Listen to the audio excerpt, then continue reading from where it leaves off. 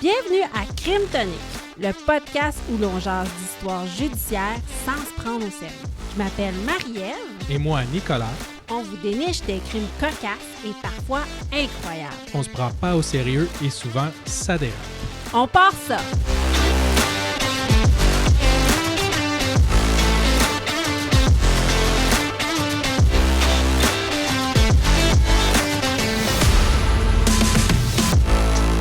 Saison 3, épisode 44. Cette semaine, pour le champion de la semaine, je fais la lumière sur le spectacle Illumi.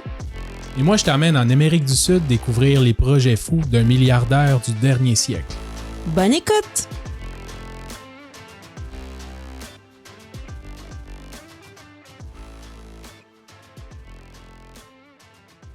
Nicolas! Marie-Ève. Épisode 44, on est rendu. Et au moment où est-ce qu'on enregistre, nous, c'est Noël! Oui, on vient de tomber en vacances de Noël. Yes! Et vu que c'est Noël et qu'on est fou et qu'on est vendredi soir et qu'on se fait un 5 à 7 en enregistrant un épisode, on s'est fait un petit drink et je veux juste vous partager ma découverte des fêtes, qui sera plus une découverte des fêtes quand vous allez l'écouter en janvier. Probablement, si vous n'en avez pas fait C'est cause perdue. Ouais, c'est ça, faut en stocker. Oui. Parce que j'ai découvert le ginger ale au canneberge qui sort seulement aux fêtes. Canada Dry. Là. Canada Dry. Donc, qui sort seulement aux fêtes au canneberge. Puis là, je trouvais que ça avait l'air bon. Puis là, je me suis fait un petit... vous connaissez mon amour des Mexican Mule? Ouais, Mexican, London, Moscow. Tout cela. Ouais, en autant qu'il y a du ginger ale ou maintenant du ginger ale au canneberge. Voilà. C'est très festif, ça fait un drink rose, puis ça me rend vraiment heureuse dans mon cœur. Même si même pas d'alcool, c'est bon pareil parce que le ginger ale, c'est bon. Oui, parce qu'il y a plein de sucre. C'est ça.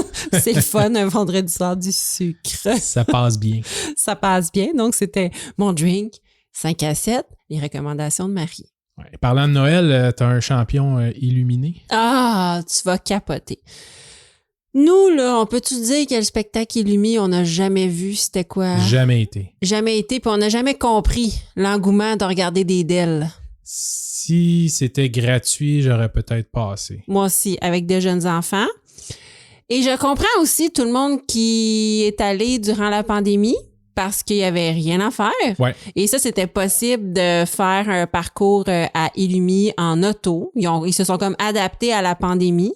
Ouais, tout à fait. Puis je trouve ça quand même plus cool de passer en auto, regarder des girafes en lumière que regarder des vraies girafes. Ou ça doit. Mettons. Ah ouais? T'aimerais pas ça regarder des vraies girafes? Ben, conscience de zoologique. OK, mais mettons dans leur habitat naturel. Ouais, dans leur habitat naturel peut-être. Ah oui, tout à fait. Puis là, en plus, tu sais, mettons, si j'avais de jeunes enfants et que je pouvais amener mon chien en plus. Ouais, tout à fait. Tu sais, c'est comme une idée. Mais j'ai toujours trouvé ça spécial que l'engouement soit de regarder des DEL.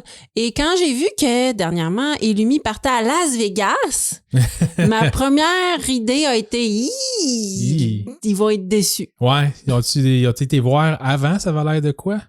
Je sais pas. Avant d'arriver avec son faux T-Rex en lumière. Ah, voilà. Est-ce que tu peux, et là je parle, mais tu peux-tu expliquer à nos auditeurs qui, mettons, viennent de la France, qu'est-ce que Illumi?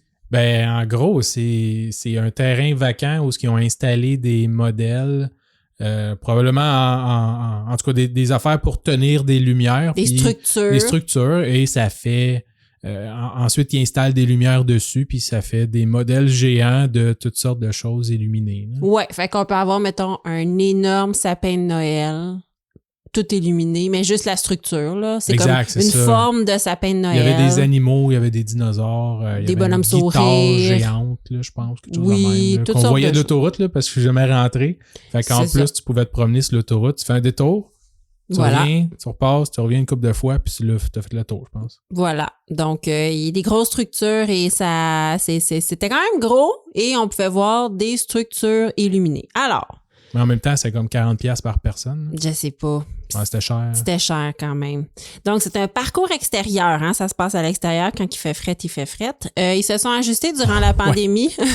On pouvait le faire en voiture, mais à la fin, on pouvait le faire en voiture et ou à pied. Et il y avait... ça, c'est dangereux. Ont-tu fait une zone pour les piétons puis une zone pour les voitures? C'est exactement ça, je me suis demandé. J'ai fait « Wow! » J'espère que ça se peut pas. Ça se peut pas qu'il y ait des chars et du monde qui se promènent dans le noir. On s'entend parce que c'est seulement ouvert le soir. Oui, c'est naturellement. Vrai. Puis s'ils sont intelligents, en fait, ils ont fait 2 parcours différents. Comme ça, tu peux y aller 2 fois. Voilà. 2 fois $40. voir les mêmes choses, exact.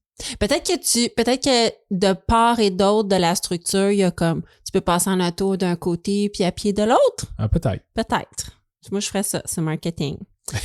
Il y a 25 millions de lumières d'ailes, il y en a beaucoup, là, sous des formes diverses, donc des animaux gigantesques, des formes féeriques, illuminées, bref. On résume ça, on se promène et on regarde les lumières. Oui. Pas mal ça. Illumi est un projet qui a vu le jour en 2019.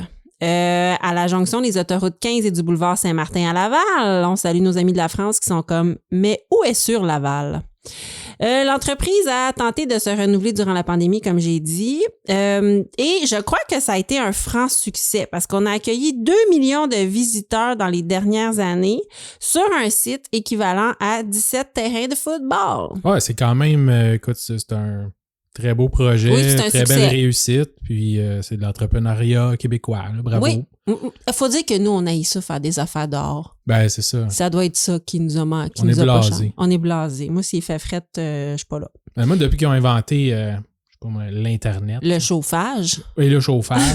Je vois plus les besoins de sortir dehors. Est-ce qu'on a des fans de ski dans la salle? Donc, selon le fondateur de l'entreprise qui chapeaute Illumi, parce que l'entreprise qui chapeaute Illumi se nomme Cavalia, qui est une ancienne, qui fait des spectacles de chevaux aussi. Ils sont aussi, je pense, à Las Vegas. Voilà.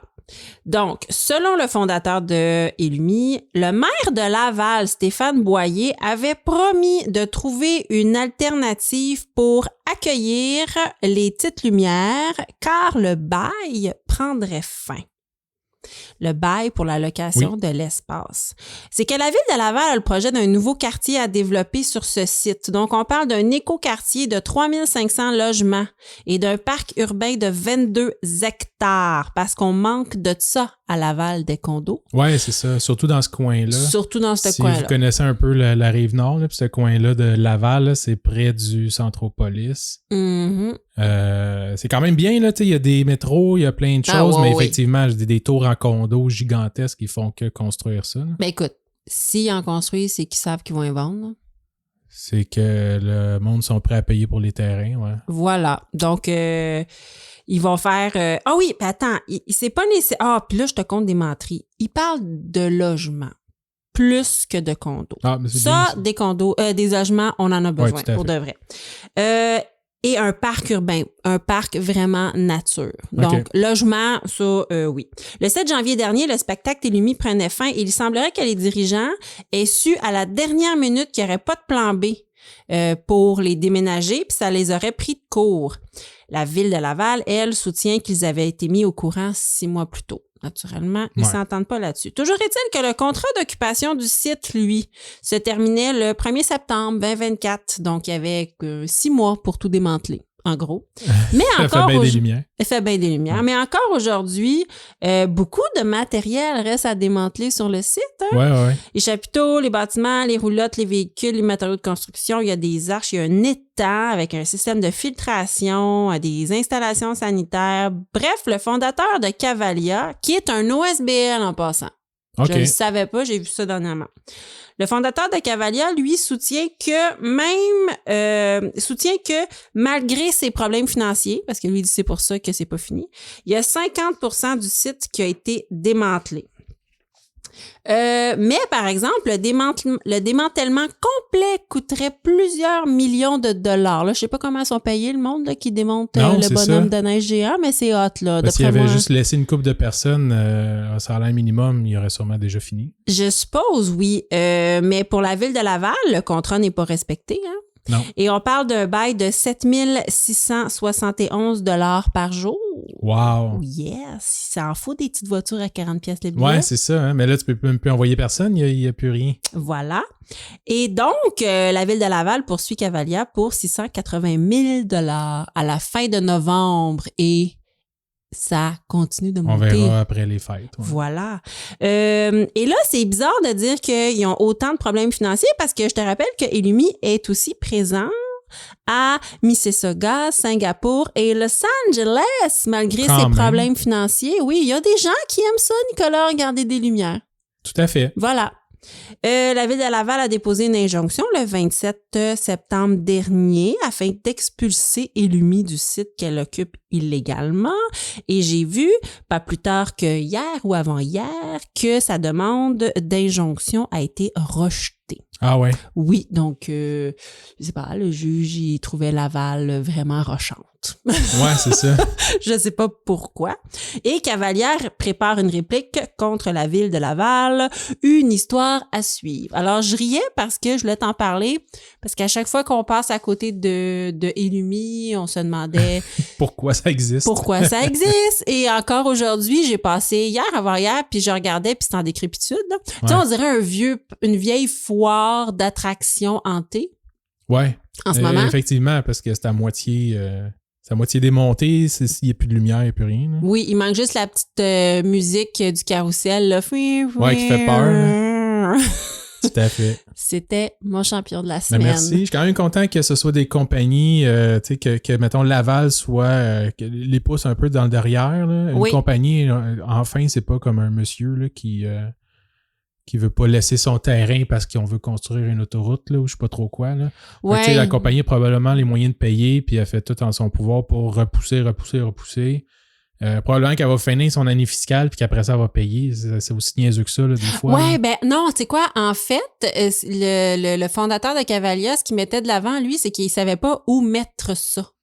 Il dit, quand le spectacle est là, il est là, mais il manquait de place pour stocker. D'après moi, nos voisins ici, ils vont vouloir en acheter. Il y a tellement de lumière de Noël sur leur terrain. C'est vrai que nos voisins se sont donnés pour Noël. Ouais. Ils devraient prendre un peu du spectacle Illumi. On pourrait aller en chercher. Ouais. Mais je suppose que dès que le propriétaire va booker un autre spectacle dans une autre ville, ça va bien plus... Il va transférer. Ouais. Parce que sinon, ça te prend un méchant entrepôt pour entreposer un bonhomme de neige qui fait des babayes avec...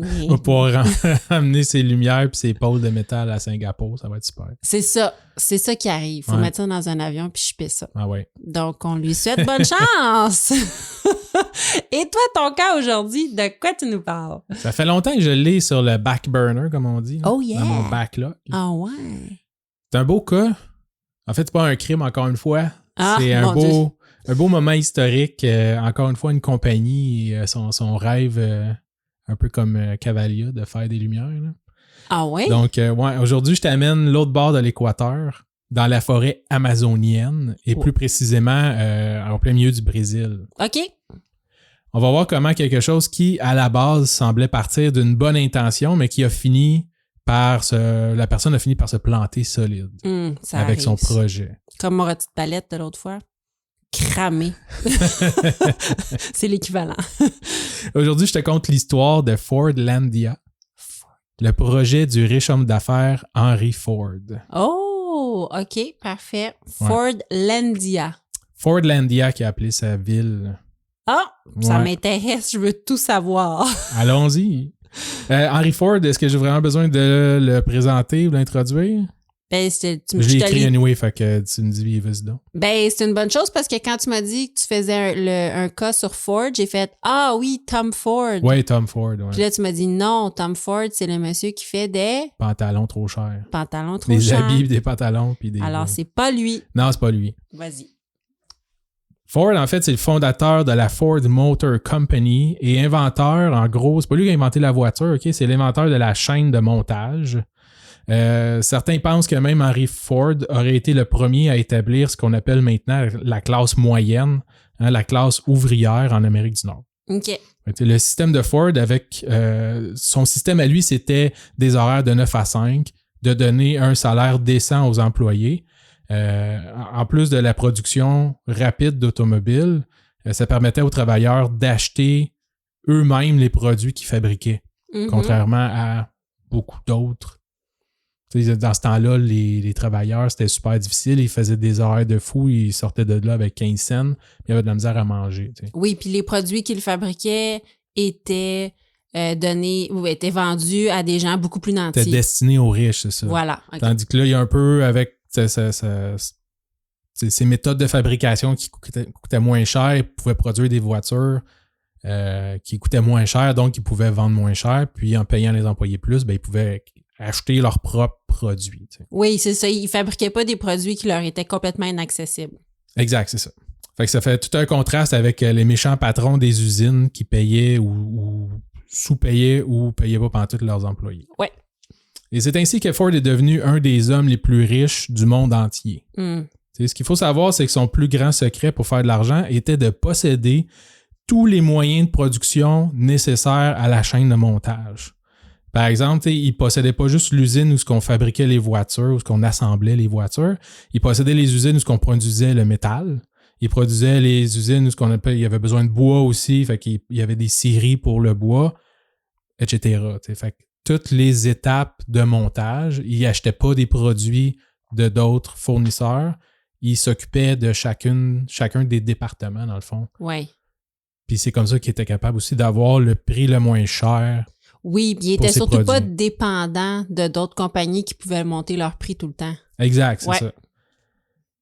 Donc, au début des années 1920, ces entreprises couvraient presque tous les matériaux requis pour construire les voitures, sauf un, le caoutchouc.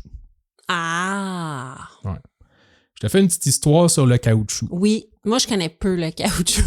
Ouais. Mais ça pousse! Ouais, en fait, c'est ça. Fait que, je sais pas si tu t'es déjà demandé comment est-ce qu'on faisait pour faire le caoutchouc. Parce que si tu y penses rapidement, il y en a partout. Oui. Peut-être plus du plastique maintenant, mais caoutchouc aussi, là, on s'entend. Donc, aujourd'hui, mais pas mal depuis la Deuxième Guerre mondiale, OK, en fait, ce qu'on retrouve partout, c'est du caoutchouc synthétique. Oui.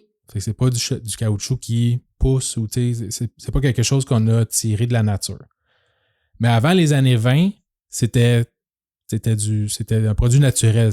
C'était beaucoup plus compliqué que ça. Okay?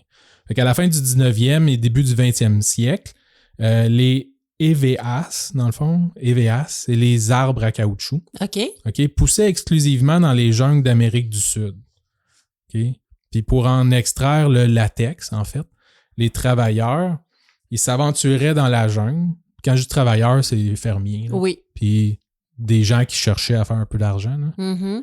Fait qu'ils s'aventuraient dans la jungle, ils trouvaient un arbre, puis un peu comme on fait avec le sirop d'érable, ils vont faire une entaille, ils vont mettre un petit bec, là, un petit robinet, puis ils vont récolter ce qui coule là, dans un seau. Ah, OK. Je savais que ça venait d'un arbre, ouais. Mais je pensais que c'était comme les racines ou les feuilles. Non, ben c'est ça, c'est pas un fruit. C'est de la sève. C'est de la sève. Dans le fond, c'est du latex qui coule de l'arbre.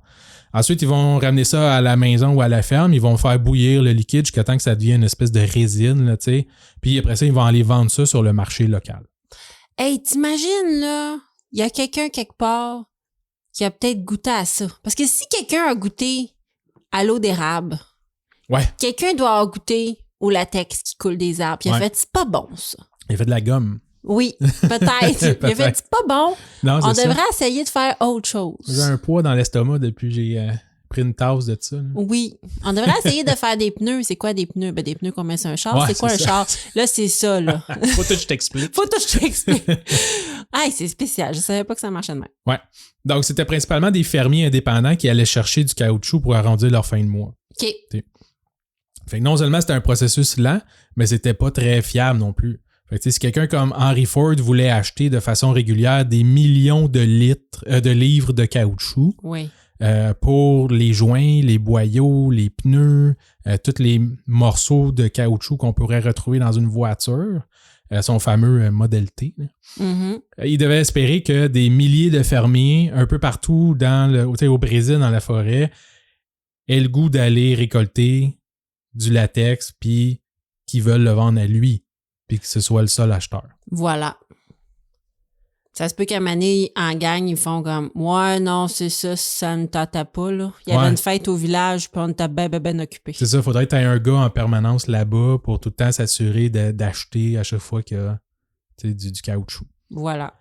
Donc, même si le Brésil était autrefois le seul endroit au monde où trouver le caoutchouc, puisque c'était le seul endroit à avoir des EVAs, là, les arbres à caoutchouc, en 1876, un autre Henry Wickham, a volé des milliers de graines d'EVAs et les a ramenées en Angleterre. Ben, il y a de quoi à faire, là. Ouais. Parce que là, c'est ça, t'es bien trop dépendant des fermiers au Brésil, là, en tant que businessman. Oui, tout à fait. Ça, moi aussi, j'en veux. Puis dans ce temps-là, ils se battraient pas avec la protection de l'écosystème, non. là. Ils faisaient pas comme, t'as pas le droit d'amener des graines au pays parce que sinon, peut-être que ça pourrait tout mélanger l'écosystème puis il y aurait trop de canards. Puis non, ils faisaient comme, moi, je prends ces semences-là, je les ramène, je les plante dans ma cour.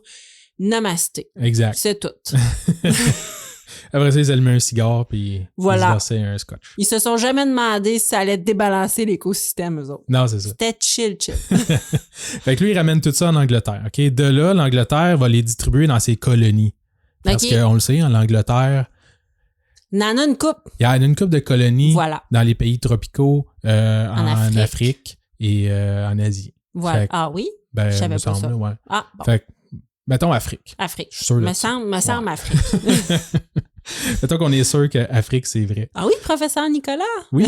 Et là, j'entends mon Facebook crier. Ah, il n'y a pas d'allure! C'est pas vrai! C'est sûr qu'il y en a une coupe. Peut-être. Donc, après quelques années, les plantations, d'avoir planté ces arbres-là, l'Angleterre est devenue le plus gros fournisseur de caoutchouc et le Brésil est tombé dans l'ombre parce que tout le monde achetait désormais le caoutchouc britannique. Voilà. Parce que c'était beaucoup plus facile. Ils produisaient beaucoup plus. Il y avait déjà des relations avec d'autres pays. Puis, tu sais, c'est ça. Stable aussi. C'est ça. Puis les autres, ils en ont fait une business. C'était pas artisanal. C'est ça. Henry Wickham, avec sa grosse moustache, il faisait comme moi, je fais de l'argent. Puis, tu sais, je fais une business. Voilà. Tandis que les fermiers, eux autres, c'était comme. Oh ouais, on va aller recueillir. C'est artisanal. C'est artisanal. C'est Amazon versus Etsy. Mettons. OK. J'adore ta comparaison. C'est super, ça. Donc, Ford, lui, il haïssait ce monopole-là. Parce que là, il y avait comme plus le choix de l'acheter de l'Angleterre. Oui. De l'autre Henry. De l'autre Henry, ouais. De l'autre Henry. Puis, tu sais, on sait la relation entre les Américains et les Anglais. Ah! Dans ce temps-là, tu sais, c'était pas... Puis là c'est ça. Là, l'Angleterre avait le gros bout du bâton. Il n'y a rien comme qui fait plus suer qu'un Américain que quand c'est pas lui qui a le gros bout du bâton. Exact, c'est ça. Là, Henry Ford, lui, il aimait ça avoir le gros bout du bâton. Voilà. Mais il pouvait pas faire grand-chose. Hein? Tu sais, cette industrie-là, c'était juste hors de sa portée. À part planter des arbres de caoutchouc en Californie. Ah, il aurait-tu pu? On verra. D'accord. Je suis rendu là. OK. Qu'est-ce qu'il fait? Un beau jour, OK, pendant que Henry Ford jasait avec son grand chum, le président Teddy Roosevelt, c'est parce que son body, ce dernier va lui raconter ses aventures dans la forêt amazonienne et va lui dire que ce serait pas fou de produire du caoutchouc directement là-bas où ce que ça a commencé au Brésil. OK. Fait que Ford, il perdra pas de temps. Il va envoyer des diplomates au Brésil négocier avec le gouvernement qui accueille à grands bras ouverts cette idée de Henry Ford. Ouais, il y avait des sous à faire. Ouais, fait que finalement, il va acheter 14 562 km², donc des 15 000 km² de terre pour, en dollars de l'époque, 125 000. C'est environ 2 millions de dollars aujourd'hui. OK. Je peux pas figurer si c'est beaucoup ou pas beaucoup, mais si tout le monde y avait l'impression d'y trouver son compte. Ouais, c'est ça. On pourrait penser que c'est un méchant bon deal. Là. Même en dollars d'aujourd'hui, 2 millions pour 15 000 km² de forêt vierge en Amazonie. Mais en réalité, là, c'est un peu le gouvernement du Brésil qui en a passé un beau sapin tropical. Ah oui? À Ford, ouais. Lui faisant payer bien plus cher que la valeur réelle de ces terrains-là. Ben là, c'est ça. Aujourd'hui, avec le réchauffement climatique, puis les ressources naturelles, le manque d'eau potable, Alouette, peut-être que on voit la valeur de ces terres-là. Mais si c'était des terres que c'était inexploitable, puis c'était des swamps, puis que lui, il savait pas quoi faire avec ça, anyway, il a peut-être vu une occasion d'affaires. C'est ça. Ça faisait l'affaire à tout le monde. J'ai de la misère à broyer sur Henry Ford qui s'en est fait passer une vite, là. Dans ma tête, je suis comme, tu sais, il y avait 2 millions à tuer, c'est pas grave. Il a sûrement payé plus cher pour un meilleur terrain parce que, justement, tu sais, s'il avait fait un peu plus de recherche, il aurait découvert que ces terres-là La seule façon d'y accéder, c'est par le fleuve Tapajos. Ah, OK. Et Tapajos, mettons, qui est dans le fond la seule voie disponible. Et c'est la seule fois qui est disponible pendant la saison des pluies. Oh! Parce que le fleuve est sec en saison sèche. Ah, fait qu'il s'est fait vendre un chalet que tu peux pas vraiment y aller souvent. C'est ça. Fait que c'est comme un chalet une saison. Là. Oui. Fait que là, tu fais vendre ça pas trop cher. Ah, 100 000 $, un chalet. Ah, c'est bon. Tu peux y aller comme 6 semaines par année. C'est ça. Tu peux y aller du 1er mai au 14 juin. Merci, bonsoir. C'est ça. Fait que tu sais, rendu là, Ford, il pouvait difficilement faire rentrer ou sortir les matériaux pendant plus que la moitié de l'année. Mon Dieu, je suis déçu de M. Ford. Ouais. Il n'a pas fait des recherches. Google it. Ouais. On est en quelle année, là? Dans début de 1900. Début 1900? Ouais. Ah, ouais. C'est ça, il n'y a pas de Google. Non. Ouais. OK. Il y a sûrement quelqu'un qui s'appelle Google, là, quelque part. Mais... Il aurait pu demander au monde auto. C'est tout le temps là, ce fleuve-là? Des fois, il n'est plus là. Des fois, il n'est plus là, ouais, c'est ça. Non, Seigneur. En plus, l'entente avec le gouvernement brésilien disait qu'il pouvait gérer la terre comme bon lui semblait. Okay. Ça appartient à Ford avec ses propres règlements. Fait que ça vient un peu comme son propre pays, ouais. Quand on a fait un spécial là, sur les pays. Du moment où il versait quand même 9% des profits au gouvernement. Ah ouais, OK. C'est pas si pire, 9% des profits d'une industrie qui pourrait faire autant d'argent. Tout à fait. Tous les conseillers et la famille de Ford lui disaient que c'était vraiment une idée de merde. Mm-hmm. Mais non seulement il faudrait dépenser des fortunes qui mettraient probablement des décennies à rapporter de l'argent avec ce projet-là. C'est pas du jour au lendemain que tu plantes un arbre. Ah, il n'y en avait même pas de caoutchoutier dessus? Ben, il y en a quelques-uns dans la forêt. OK, mais c'était pas une grosse plantation. C'était pas une plantation, c'était de la forêt vierge qui possédait probablement quelques arbres. Là. Ah ouais, moi dans ma tête, c'était plein de... Non, il a pas acheté une terre à bois avec des érables à 90%. Là. C'est ça, OK, il a acheté une place avec un climat idéal, mais encore là, il faut les planter. C'est ça. Ouais, c'est vrai que ça va être long, là. Exact. Mais dans sa tête, à Fordlandia, c'était pas juste une affaire de profit. Attends. Tu nous jettes ça. Quoi? Il a appelé ça Fordlandia tout de suite. Oui, c'est son projet, c'est Fordlandia. Ah, OK, parfait. Exact. Recommence ta phrase, je m'excuse. Dans sa tête, Fordlandia, c'était pas juste une affaire de profit. C'est une question de laisser sa marque, un peu comme s'il n'avait pas déjà laissé avec ses voitures. Mais oui. C'est un projet de legs, dans le fond. Je pense que quand t'es rendu milliardaire comme ça, là, tu penses à les Musk et des affaires comme ça. À un moment donné, tu penses plus juste à faire de l'argent, tu veux aussi faire quelque chose d'extraordinaire que le monde va se rappeler longtemps. Ouais, c'est que lui, il se disait, si je plante une plantation d'arbres à caoutchouc là, ça va perdurer et ça va servir pour fabriquer du caoutchouc pour les décennies et les siècles à venir. Là. C'est ça. Ouais. Mais c'est pas juste une plantation. Ah, on va voir ça. Mais tu sais, il y a eu d'autres gens riches. Là. Walt Disney aussi avait fait une ville comme ça. Oui! Le Epcot. Là. Il avait fait une ville, ouais. Ben là, à date, moi, je savais pas, ça va-tu faire une ville avec ça? Ben c'est ça, en fait. Henry Ford, lui, avait grandi dans une petite ville rurale américaine. OK. Et il croyait que ce genre de milieu lui avait tout appris. Ah, OK. C'est ça qui avait formé son caractère puis avait permis de devenir l'homme qu'il était. Fait que son plan, c'était de prendre l'idéal américain d'une petite ville du Midwest américain et d'aller l'implanter, la déposer directement en pleine jungle du Brésil et d'offrir aux travailleurs qui sont là-bas. En fait, il va y avoir des Américains, mais aussi ils vont prendre des travailleurs du Brésil. Mm-hmm. Des hauts salaires, des soins de santé gratuits, des écoles gratuites, des églises, des restaurants, du divertissement. Il veut que ce soit une vraie ville américaine. C'est comme si tu sors de la jungle puis tu rentres là, dans, je sais pas moi, Kansas, là, whatever. Là. OK. Puis là, tous ces gens-là allaient travailler pour récolter le latex des arbres à caoutchouc. Oui, c'est ça. C'était une ville où les employés et en fait les Américains allaient être des gestionnaires et la main-d'œuvre allait être brésilienne. Mais tout le monde qui travaillait là, un peu comme une base de l'armée ou n'importe quoi, tu sais, où qui s'installe longtemps, puis qu'il y a des écoles puis des églises, tout ça. Donc le but, c'était d'avoir sa propre petite ville ou son propre petit pays américain pour produire le caoutchouc. C'est ça. Lui, il veut jouer à SimCity dans les années 1900, pas d'ordi.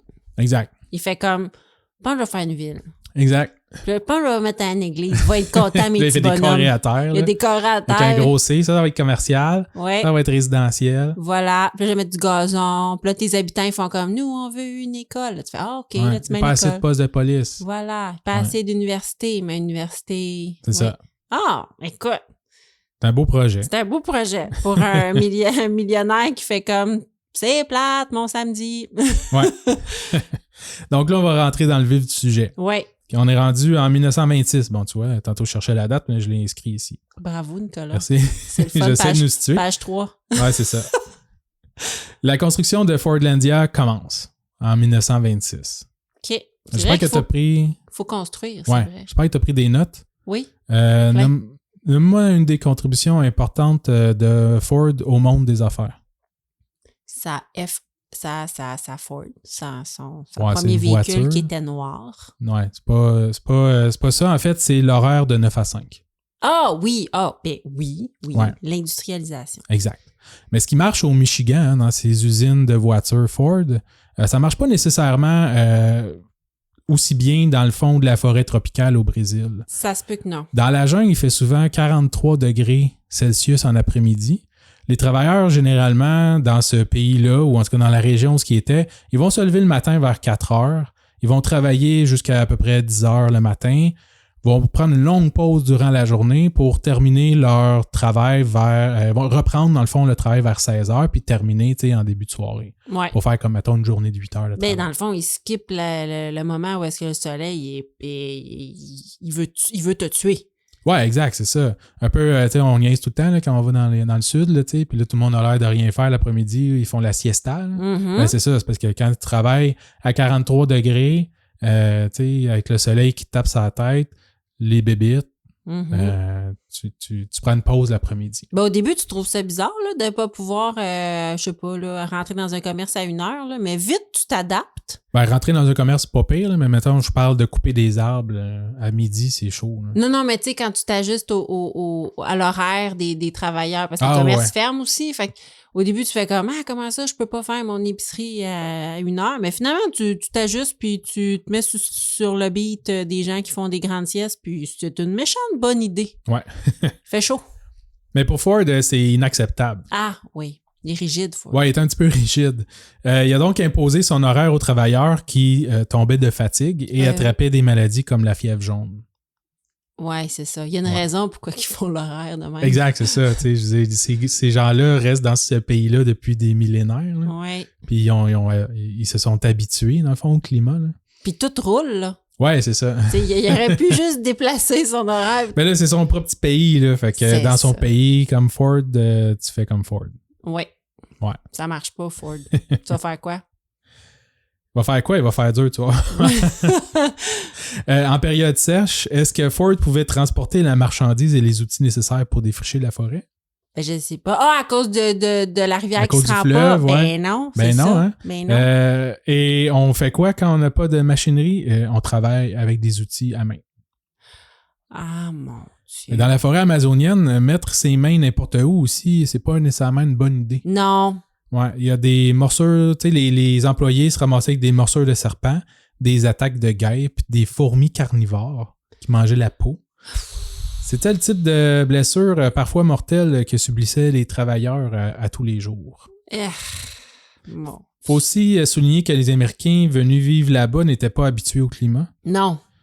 Les premières structures construites furent bien sûr des maisons des employés américaines. Oui. Parce que les Brésiliens étaient habitués de dormir dans la forêt, je suppose. Ben les Américains, les gestionnaires se sont fait leur baraque à eux autres en premier.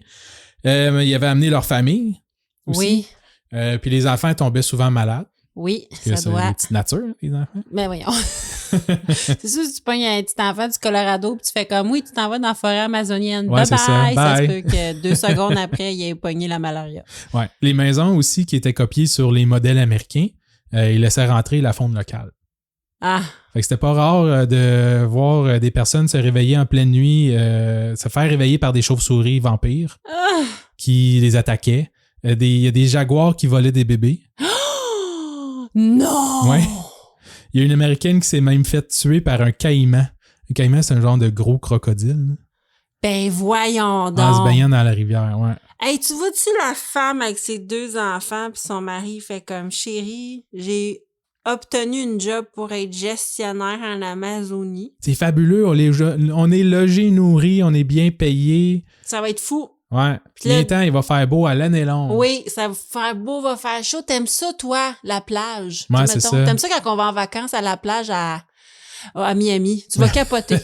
Elle arrive là-bas, elle se fait voler son bébé par un tigre, esprit. Ouais. Oh mon Tu déposes ton bébé là, pour prendre tes bagages. Oups! Ton bébé est parti. Ben, voyons donc. Fais pas des jokes des bébés morts. Le monde n'aime pas ça. Moi, j'en fais pas. Moi, je trouve ça vraiment drôle. Hey, c'est pas... Puis les bébites, hein?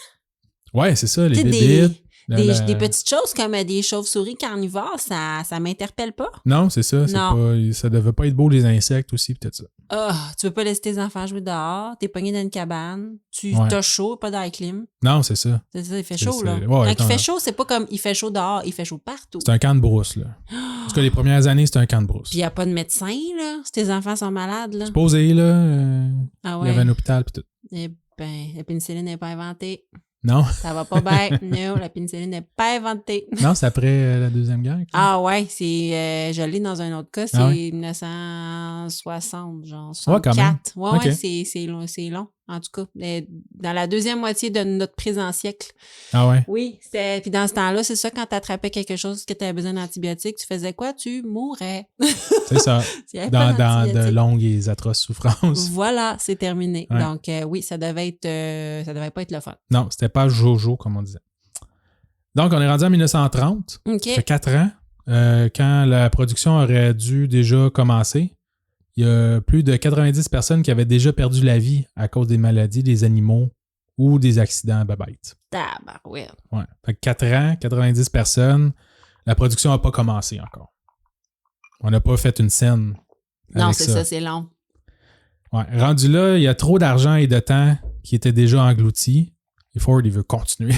Ben, Ford a l'air d'avoir une maudite tête de cochon, ouais. Mais en même temps, tu deviens pas un homme d'affaires aguerri si tu n'as pas une méchante tête de cochon. Tout à fait. Voilà. Comme disait Martin dans... Hein? Qu'est-ce qui se passe? Ils ont dit ça dans MasterChef. Ils ont dit ça dans MasterChef? Ouais. Martin Picard. Martin Picard. Il disait ça. Il disait ça? Ouais. Il dit, tu viens pas un grand chef sans être... une tête de cochon. Voilà. Ben, c'est ça. Hey, pour citer Martin Picard, gang, hein? voilà. Ouais, t'en lâches pas. Les références, toi. Pourtant, c'est ça, tu sais, j'ai écrit ça comme remarque. En gestion de projet, tu sais, j'ai étudié là-dedans. La première affaire qu'on t'enseigne, c'est qu'il n'y a jamais un mauvais moment pour abandonner un projet. Ah, pour vrai? Ouais, mais même si tu arrives, t'as 90% de fait, là, puis il reste juste comme à mettre encore plus d'argent pour le finir. Là. Si t'as plus d'argent, ça va à la poubelle. Arrête. OK, ça comprend-tu le mariage, ça? À un moment donné, tu sais. Ben oui. N'importe qui, on peut arrêter ça. N'importe qui. C'est cafoté. Mais non, mais c'est vrai que c'est pas fou. À un moment donné, tu peux pas juste t'acharner. Je parle pas du mariage, je parle d'un projet. Tu peux pas juste t'acharner par orgueil, finalement. Non, c'est ça. Tu fais comme, hey, tu sais quoi, je pense que ça marche pas. Mais oui, je pense ça a coûté que cher, Ford, mais... c'est ça qu'il fait. Ouais. Parce que lui, il s'en fout de l'argent. Là. Mais il savait en même temps que c'était un projet à long terme. Oui, tout à fait. le monde disait que c'était pas une bonne idée. Il a fait oui, mais il voulait laisser sa marque. Ouais. C'était comme plus un projet de vie qu'un projet entrepreneurial. Ouais. Mais nous, tu sais, Ford, il fait de l'argent comme de l'eau. C'est un entonnoir, là, je veux dire. T'sais. Ça rentre à pelleter, là, les pièces d'or, puis il y en a quelques-unes qui s'échappent dans son projet de Fordlandia. Il s'en fout, là. Ben, on peut-tu dire c'est comme Elon Musk puis son affaire d'espace, peut-être? Ouais, exact, je sais pas ça. si c'est temps payant, j'ai aucune idée, mais ça doit finir par l'être, là, parce qu'il charge tellement cher par voyage, mais éventuellement, c'est ça, il doit avoir mis beaucoup plus d'argent qu'il en a récupéré. Voilà, peut-être qu'à un moment donné, ça va être payant, mais c'est pas un modèle d'affaires là, qui est payant à court terme, là. Ben, en tout cas, sinon, j'ai pas compris, il fait où son argent. Là. Voilà. C'est pour ça qu'il est plus intelligent que moi. Ben, c'est ça. C'est pour ça qu'on a un podcast gratuit. Donc, on est en 1930, hein, puis il n'y a rien qui a débuté encore, puis on a plein de morts. Mais quelques années plus tôt, en 1928. Plus tôt? 2 années avant 1930, okay. En 1928, parce qu'on était rendu en 1930. Oui. Mais je fais juste un petit retour en arrière. Il avait construit la tour d'eau, tu sais, les gros water towers oui. Là, dans les villes. Là. Pourquoi ils mettent ça en hauteur? Pour la pression d'eau. Ah, OK. Fait que ça coule vraiment comme... OK. Ouais, c'est ça. Quand tu ouvres ton robinet, dans le fond, c'est la pression qui sort, tu sais. Par Fait qu'il y a gravité. une pompe, la gravité. Il y a une grosse pompe qui va pomper l'eau dans la tour. Puis après ça, toutes les maisons, ils n'ont pas besoin de plein de petites pompes dans toutes les maisons. Je savais pas pourquoi. Ouais, je savais pas pourquoi ils sacraient de l'eau en haut. Ouais. J'étais comme ça à cause que les ours vont le voler. Ouais, c'est ça. Ouais, exact. On veut pas qu'ils boivent de notre eau. Ouais. Moi, j'ai des études, là. Ça paraît pas de même, là. Mais j'ai des grandes études. Mais il y a des choses de même géniales. Ouais. Fait qu'en 1928, il avait érigé la tour d'eau avec le gros logo de Ford. C'était le symbole que la ville était prête et Ford l'appelait Fordlandia. Oui. Fait que, je parlais de Fordlandia avant, mais il n'y avait pas déjà l'idée nécessairement de ça. Là. Okay. C'est en 1928 qu'il va la nommer. La ville était quand même impressionnante. Pouvait loger 10 000 personnes. Il y avait un hôpital, on en parlait tantôt. Il y avait plusieurs écoles, une bibliothèque, un hôtel aussi pour des visiteurs temporaires. OK. Une piscine, un terrain de jeu, un terrain de golf. OK. Parce qu'il n'y a pas d'endroit où il y a des riches dormants. Ben, c'est là qu'il y avait riches hommes d'affaires. Ouais, c'est là qu'il y a des crocodiles, comme dans Adam Sandler qui a fait manger la main. Voilà. Mais c'est comme tu dis, s'il y a des hommes d'affaires, il nous faut des terrains de golf. Oui. Il y avait sa propre centrale électrique. Ben oui, parce que là, il est loin de tout, là. Oui. Tout à fait. Des lignes téléphoniques. Fait qu'on a le téléphone, les 10 000 personnes puissent s'appeler. Ben c'est... Ah, y a-tu déjà 10 000 personnes? Ça peut loger 10 000 personnes. Okay. J'avais pas nécessairement les statistiques, il y avait combien de personnes, mais ça devait être pas mal plein quand même pour faire rouler ça. Oui, ben en tout cas, il y avait le projet d'éventuellement avoir 10 000 personnes. Oui, exact. Quand même. Il y avait une scierie, l'église, tout opéré principalement par des Américains.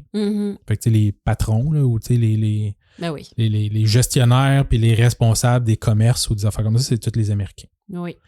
Dans ces années-là, ils ont également planté des EVAs, hein, justement des arbres, puis ils ont engagé des travailleurs pour la scierie. Oui. Fait que les arbres prennent du temps à pousser et produire du caoutchouc. Fait que l'idée, en attendant, c'était de rentabiliser le projet avec le bois de la scierie qu'on pouvait vendre, dans le fond, au Brésil pour les projets de construction, des choses comme ça. Ben, OK. Parce que là, il y a quand même des arbres. Ouais, ben, qu'on coupe des arbres. Défriches de toute aussi, façon. De toute façon. Fait que tous ces arbres-là, ils les réusinaient, dans le fond, puis ils revendaient le bois. Bon, là, je le reconnais, Henry Ford, de Moneymaker. Il n'a pas tout brûlé.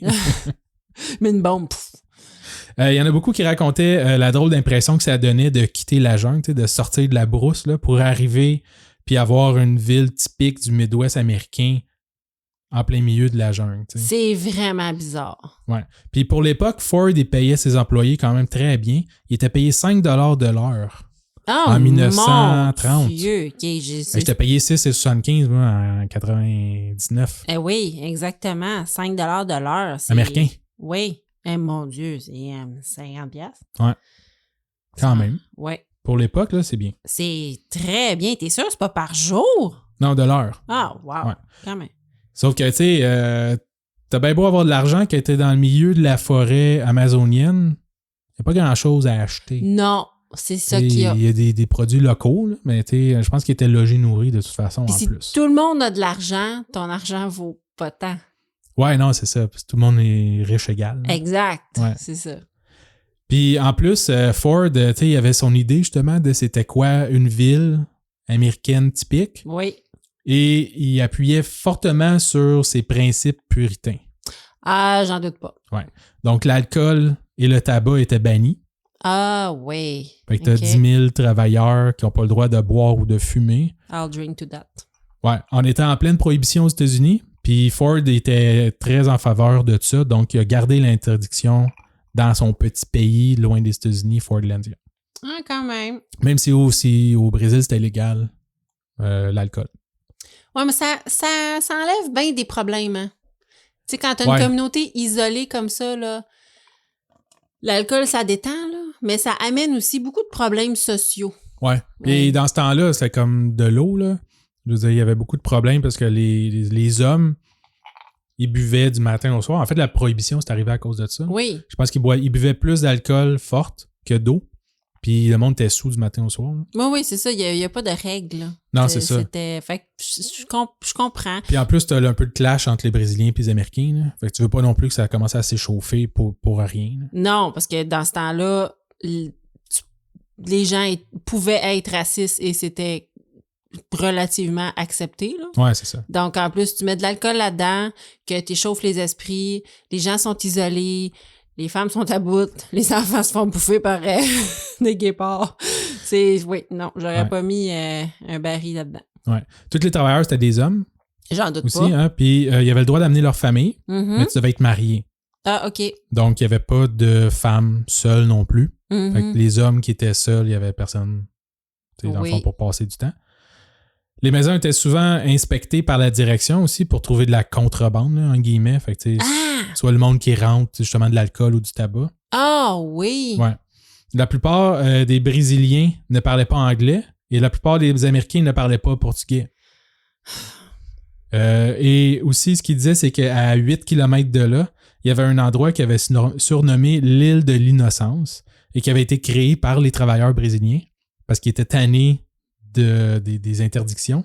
Puis à cet endroit-là, il y avait ouvert des bars puis des bordels. Ben, c'est sûr. Pour sortir de la ville dans leur journée off puis aller passer du temps là-bas. C'est ça qui arrive. C'est que du moment que tu fais une loi qui empêche quelque chose, qui est permis pas très loin, c'est ça. Il se fait carrément une route entre la place où est-ce que c'est permis puis la place où est-ce que c'est interdit. Exact. Même si c'est... Comme entre le Canada puis les États-Unis pendant la Prohibition. Tout à fait. Il y a des compagnies là, comme Canadian Club puis tout ça, là, ils en ont profité de ce temps-là pour faire plein d'argent. Là. Ben oui. Puis quand il y avait il y a certains États que les bordels sont permis, c'est carrément un site touristique. Ben, c'est comme le monde ici qui traverse le pont Mercier et qui s'en va jouer au casino. Là. Voilà, les casinos qui sont pas faits par le gouvernement, oui, c'est ça. Puis c'était la même chose quand que certains produits illicites n'étaient pas permis, puis que là, tu pouvais aller acheter du pot, puis c'est ça. Il y a toujours moyen de moyenner. Là. Ouais.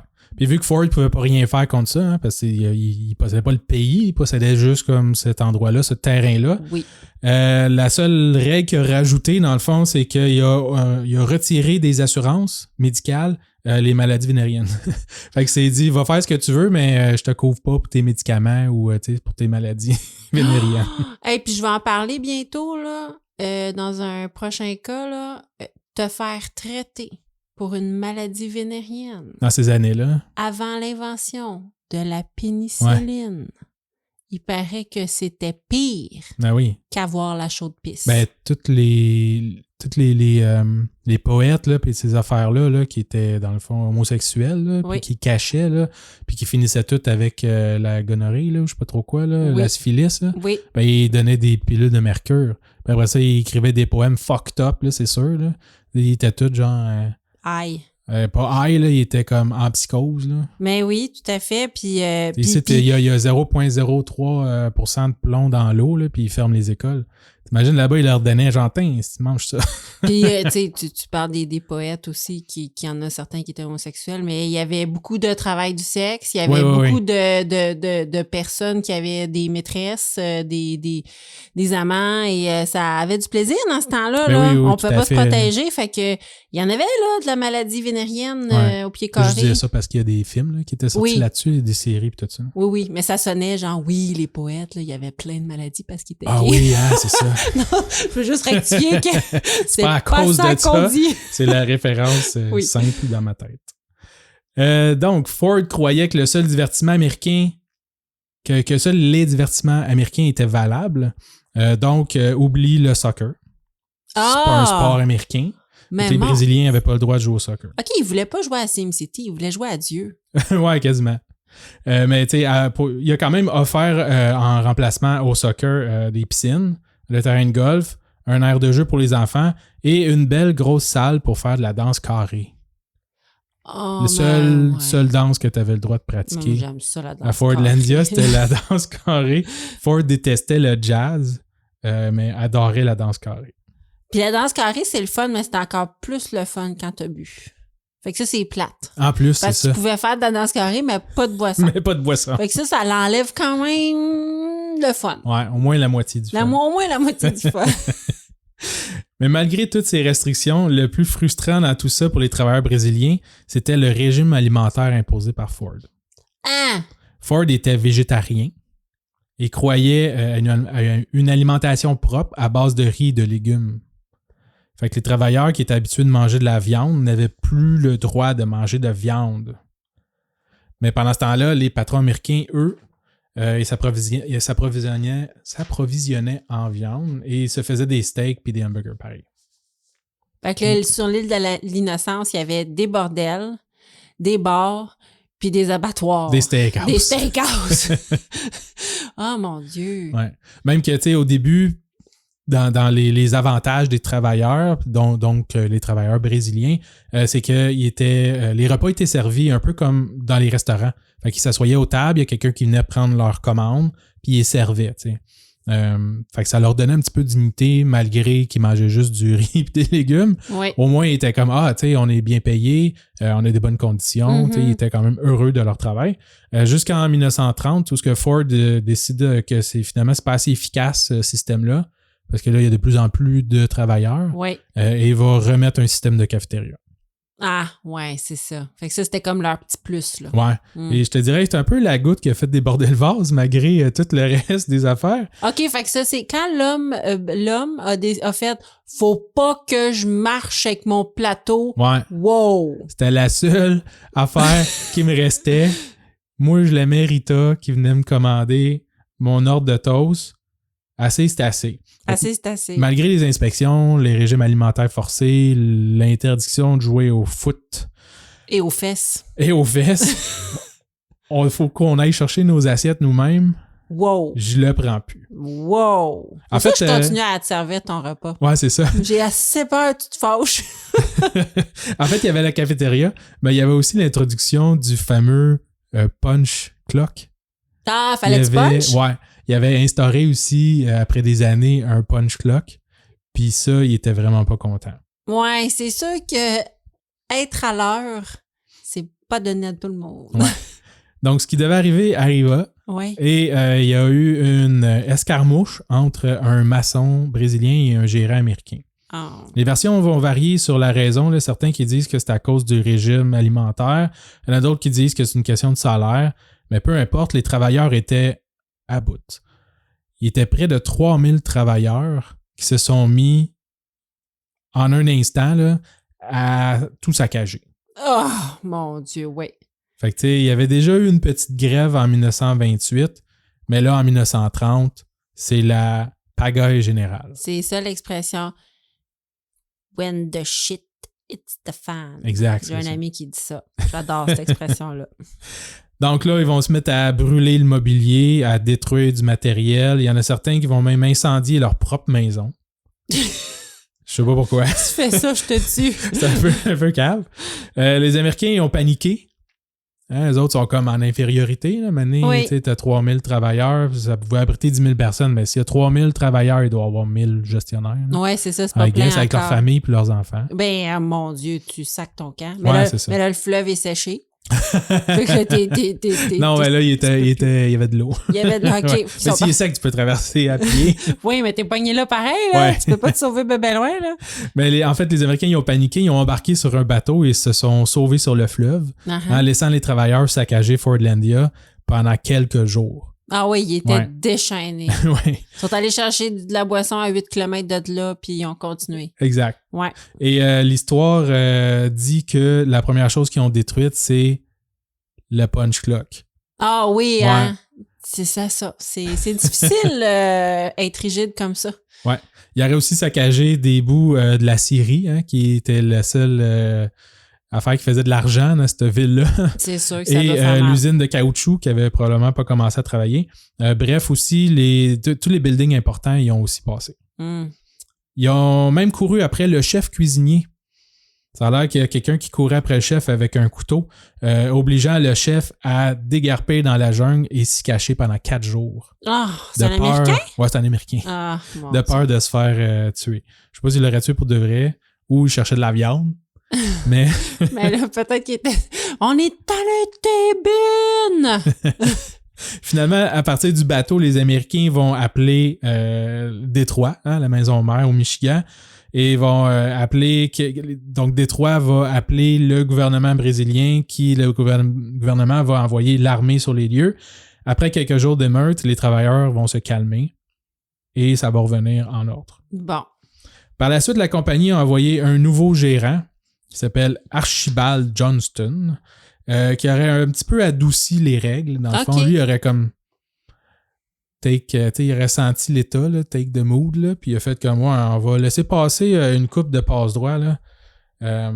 Fait que, tu sais, ils ont arrêté d'obliger la danse en ligne. Ils ont laissé les jeunes jouer au soccer. Ben, quelques petites règles, un peu plus normales, là, ce qui a permis la vie à Fordlandia de revenir un petit peu à la normale, justement. Ouais. Mais tout ça, c'est bien beau, mais tu te rappelles pourquoi Ford avait entrepris tout ce projet? Oui, pour avoir des arbres à caoutchouc. Oui, exact, parce que à date, on n'a pas fait grand-chose. Hein? Non. Les Anglais ont toujours le monopole. Oui, puis ils sont rendus à 5 clock punch. De détruire. De détruire. Fait que là, ils sont comme tannés, là. Ouais. En fait, aussi, tu sais, pourquoi ça fait 4 ans, puis on n'a rien récolté? En fait, c'est que les hommes de Ford, ils avaient planté les arbres en caoutchouc en rangée. Un peu comme on fait dans une plantation normale. De sapin. Ouais, c'est ça. Ou un vigne. Où est-ce qu'on va chercher les pommes, là? Pommier. Un verger. Ouais, c'est verger. ça. C'est pas pommier, c'est un verger. Non, verger. Exact. Comme un peu n'importe quoi, en pensant que ça allait fonctionner. Oui, mais j'aurais fait ça. Là. C'est propre.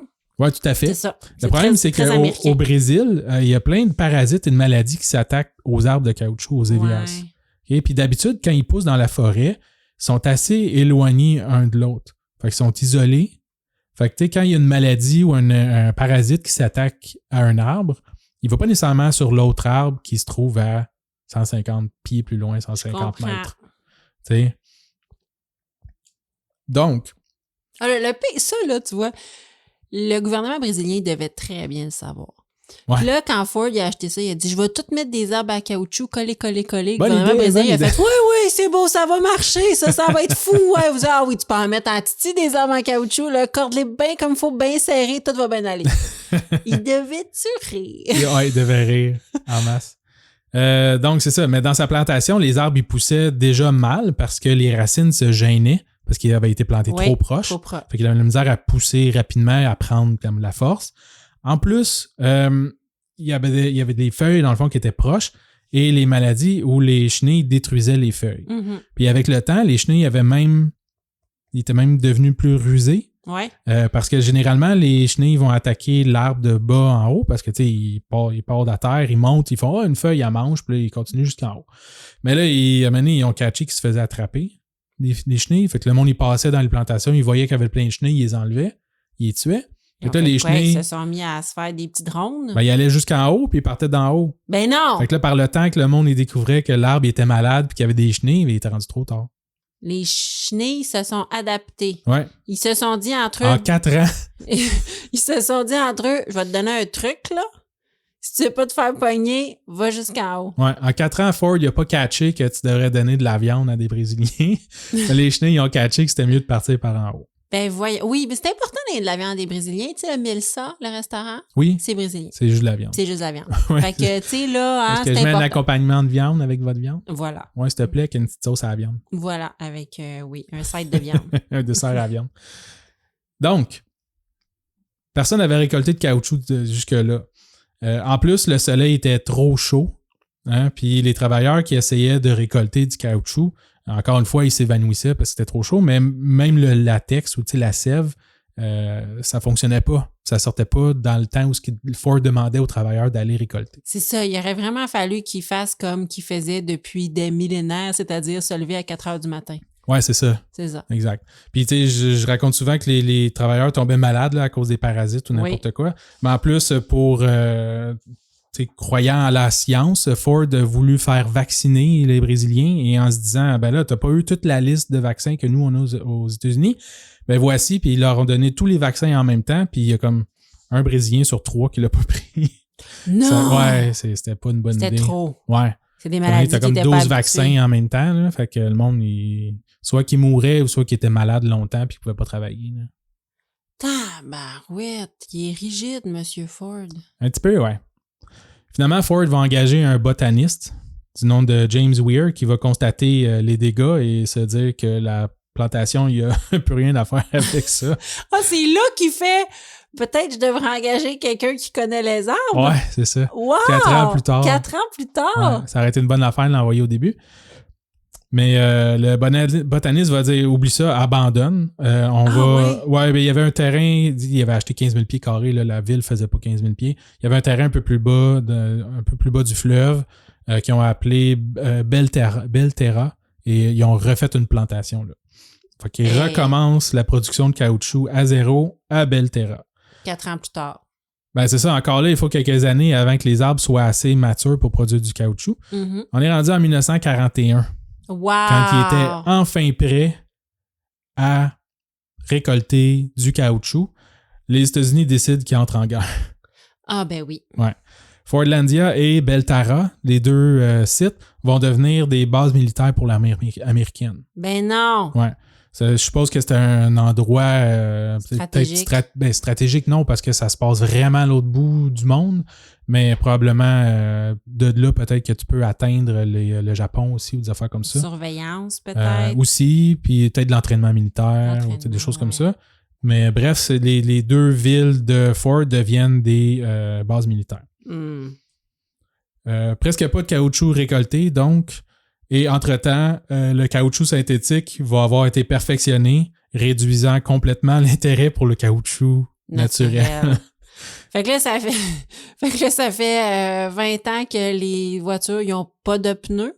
Pas mal ça. Ben, il en achetait pareil aux Anglais plus cher.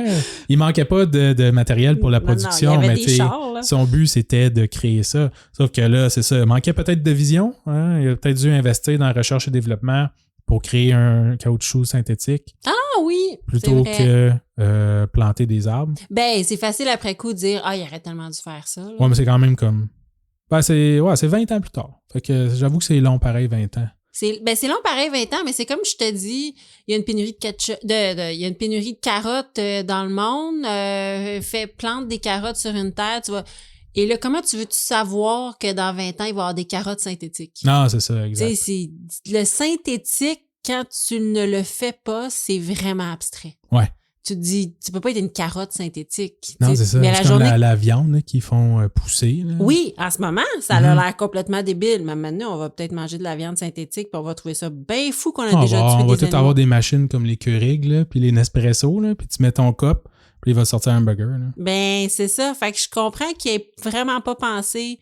Lui, il s'est dit, il me faut des caoutchoucs, si ça pousse des arbres, je plante des arbres. Fin. Parce que, c'est ça, développer du caoutchouc. Ça. Puis il y avait les moyens aussi. Ouais, exactement. Ouais, non, mais c'est triste. Ouais. C'est plate, là. C'est des millions de dollars. Fait que la Deuxième Guerre mondiale, ça l'a aussi permis d'évoluer rapidement parce que là, les machines de guerre, tout ça, il y avait besoin de caoutchouc.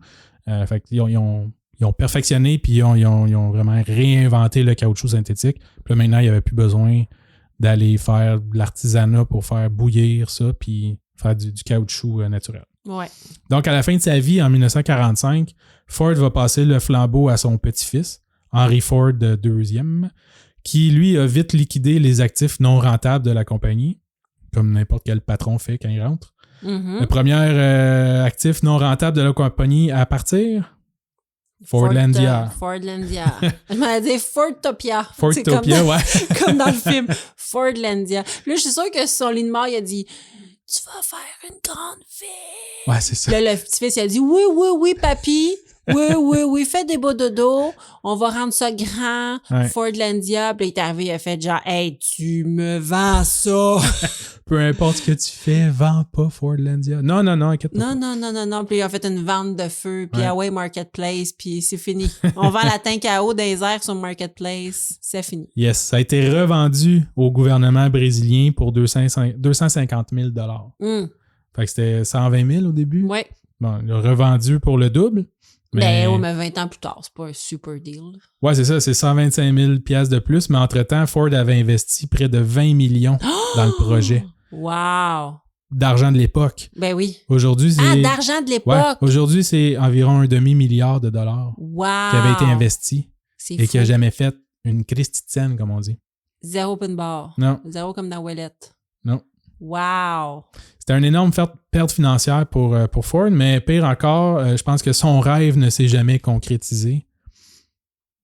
Ford est mort 2 ans plus tard, en 1947, sans jamais n'avoir mis pied à Fordlandia. Il est jamais allé. Il s'est jamais déplacé. Je pense qu'il avait peur des Brésiliens. Donc. Ou qu'il se pratiquait son 7 carré avant d'y aller, je sais pas. Il a jamais été, malgré qu'il a imposé tout, là. Oui. Ouais. Juste pour le fun. C'est jamais pas déplacé. Comme si lui, il se disait, moi, je veux vraiment une ville végétarienne parce que je ne peux pas supporter l'odeur et la vue de la viande, puis je suis tout le temps là. Il est comme, non, moi, je suis végétarien, tout le monde est végétarien, c'est ça. Ouais. Moi, si je suis milliardaire aujourd'hui, c'est à cause que je fais ça, puis je mange pas de viande. Puis tout le monde va faire ça, même si ça me concerne très peu. Non, c'est ça. Ah, voilà, mon Dieu. C'était donc le plus gros fiasco de sa carrière, mais je pense qu'il va s'en sortir quand même. Ça doit. On s'est pas rappelé de lui à cause de ça. Hein. Avant de découvrir ça, je n'avais jamais entendu parler. La ville de Fordlandia existe encore. Ah oui? Ouais. La plupart des bâtiments sont grugés par la nature, mais il y a environ 3000 personnes qui y vivent encore de nos jours. Ah! Et c'est pas les Américains qui étaient là-bas, là. C'est du monde qui ont élu domicile là, une fois que le monde avait tout abandonné. Okay. Puis ils sont restés là. L'endroit est devenu touristique aussi. Mm-hmm. Tu peux visiter. Il y a des hôtels qui sont ouverts. Il y a des guides qui se font un plaisir de te faire le tour de la ville pour un moyen... pour quelques dollars brésiliens, là, des réals. Des réals? Hein? T'es bon. Point. T'es plein de culture. Fini. C'était très bon, je connaissais pas ça. Mais on oublie, moi j'ai tendance à oublier ça, que derrière chaque grand entrepreneur qui a plein de réussites, plein de réussites, il y a quelques projets qui n'ont pas marché. Probablement, ouais. Et, souvent, tu as peut-être plus d'échecs. Tu vas être... mettons, lui, c'était en gros, c'est son industrialisme, là, ses usines, puis tout ça, mais il a peut-être essayé 50 projets, puis il y en a un qui l'a mis sur la map, tu sais. Oui, puis il y en a d'autres qui ont marché, mais il y a des projets complètement fous. Puis ces gens-là, s'ils réussissent aussi fort, c'est parce qu'ils font des choses qui sortent complètement de l'ordinaire, et quand que ça échoue, là. Ça échoue pas un peu, là, parce qu'ils ont des idées de grandeur pour tout, là. Puis même, tu sais, avec la deuxième plantation, il aurait peut-être réussi finalement à commencer à produire ça. Oui. Si on pense qu'il n'y avait pas eu la Deuxième Guerre mondiale, que peut-être il y a l'invention du caoutchouc synthétique qui aurait arrivé beaucoup plus tard, parce que ça n'aurait pas été nécessaire à cause de la guerre et la production requise. Il aurait peut-être fait finalement un duopole, là, je ne sais pas trop quoi, avec contre les Britanniques. Puis il aurait fait des milliards de dollars avec ça aussi. Là. Oui, peut-être. Ou peut-être qu'il aurait participé. Oui, ou peut-être qu'il aurait participé à l'élaboration du caoutchouc synthétique à la longue. Oui, ou avoir eu beaucoup de production. Il y aurait peut-être l'armée aurait peut-être juste acheté son caoutchouc direct puis il aurait fait encore fortune. Oui, c'est ça. Là, ils ont cherché des alternatives. C'est ça. Fait que, ouais, non. Effectivement. Donc, ça, c'est comme un ensemble de circonstances. Comme tout échec et tout succès. Oui, tout à fait. Il y a un ensemble de circonstances qui fait que ça marche ou ça marche pas. Fait que c'était super intéressant. Je connaissais pas ça. C'est bien. Puis si jamais je vais au Brésil, je vais aller là. Oui, on va aller voir ça. Juste voir. J'ai même pas regardé sa map. Faudrait que je check c'est où. Ben, ça doit être perdu. Ça doit. Puis si le fleuve était sec dans les années 20, t'imagines aujourd'hui. Comment il est sec aujourd'hui? T'imagines comment? Bon, en même temps, l'eau monte. Là. C'est vrai que l'eau monte. Peut-être qu'il y a un fleuve maintenant. Un fleuve, en réalité, ça descend dans la mer. Fait que c'est les sécheresses. Ouais. Peut-être qu'aujourd'hui, il y a de l'eau. On sait pas. On sait pas. On va checker ça. On va aller regarder sur Google Earth. Oui, on va aller voir Google Earth. Merci pour ton cas. Merci à toi, fait plaisir, puis beau champion. Hey, merci beaucoup. On vous laisse avec un mot de la fin. Si vous faites le mal, faites-le bien. Au revoir. Ciao.